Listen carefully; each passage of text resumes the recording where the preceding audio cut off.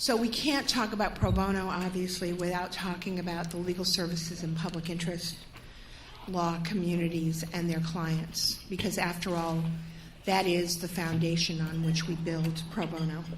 There are some bright spots to report.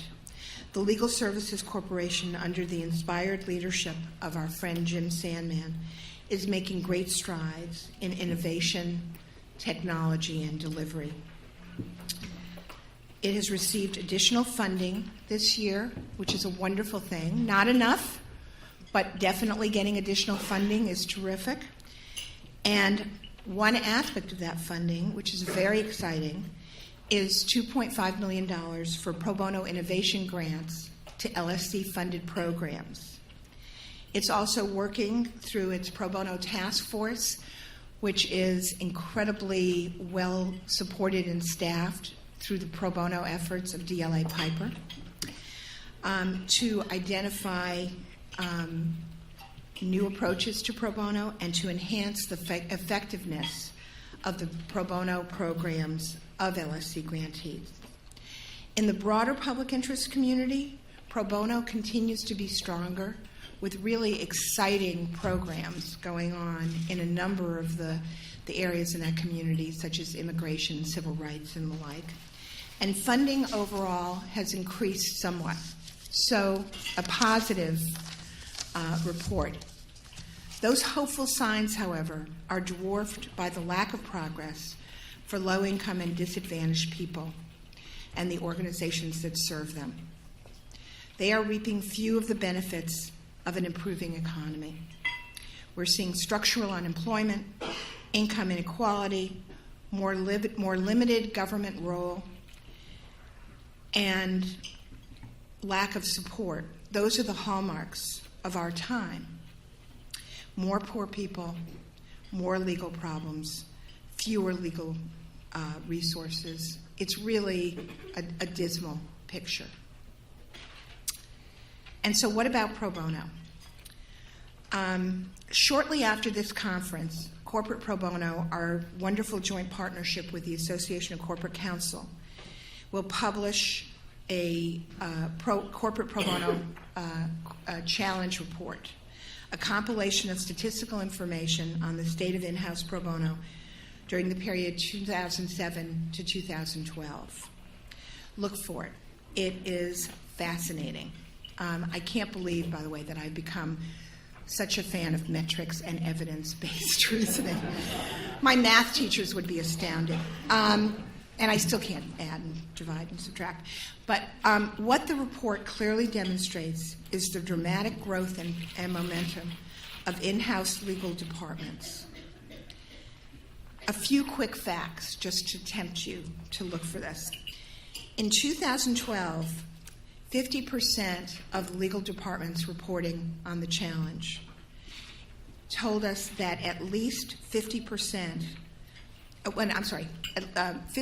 those departments reported that at least 50% or a majority of their lawyers had been actively involved in pro bono service in the previous year. That's the metric of the corporate challenge. They eschewed billable hours for reasons that you can well understand if you've worked with legal departments.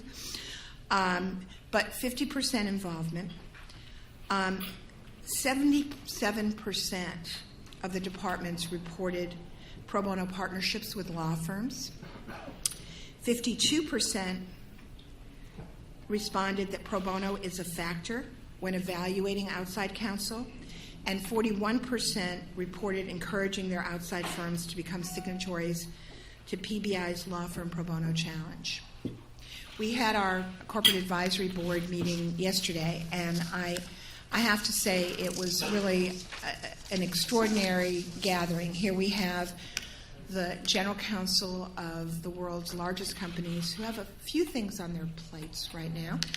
And they are applying all of their creativity and energy and intellect to figuring out how to make pro bono better and how to do more pro bono.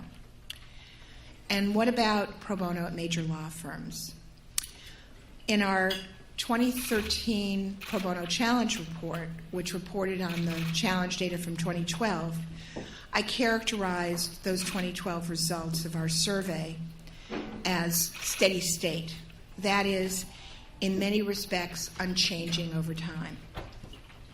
With respect to performance in 2013, we do have information now from a majority of law firms, but it is raw data that we haven't yet, I'm going to be very honest, checked for math errors, which do occur, and haven't yet cleaned and vetted. So I want to just indicate that this is very preliminary. But what we're seeing is that it appears that pro bono will be up slightly for 2013, likely somewhere pro bono hours, likely somewhere between 3 and 5%, which is great. Interesting that those numbers would happen to pop up given they're the numbers in our challenge. In looking at the state of the legal economy, which for law firms can best be characterized, I think, as unpredictable, with respect to client demand and influx with respect to everything about how law firms are doing their business, steady state is pretty good.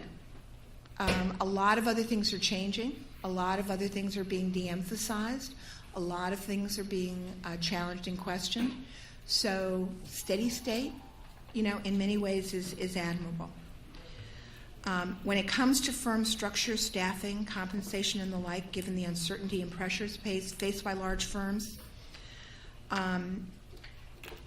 it's tempting to say that steady state is, all in all, not a bad outcome in these turbulent times. And when we go deeper, there are many positive developments in law firm pro bono. We are seeing, and you will hear throughout this conference, great creativity and innovation in the way that law firms are undertaking pro bono work. We're seeing creative ways to have an impact in other countries with respect to pro bono help. We're seeing collaborative efforts like the APCO impact projects that are bringing together the strength of numerous firms to really address a particular goal.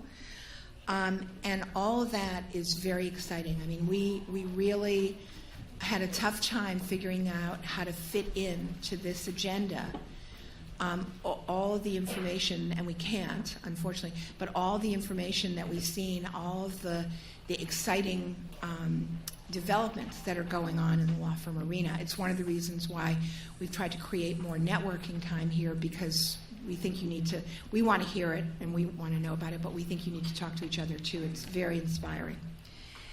The other thing that I think is very important is that law firms have not only continued their internal investment in pro bono, but in many cases, firms have quietly increased that investment by either creating for the first time a pro bono management position or by adding additional pro bono staff, which is great. I will say that the corollary, and again, the information on this is preliminary, so I just want to caution you, but as part of the budget trimming that so many firms are doing, we are concerned that we're seeing less funding going to stabilize and support these essential legal services, pro bono, and public interest programs. So that is an area that we're concerned with and we're going to be looking at more closely.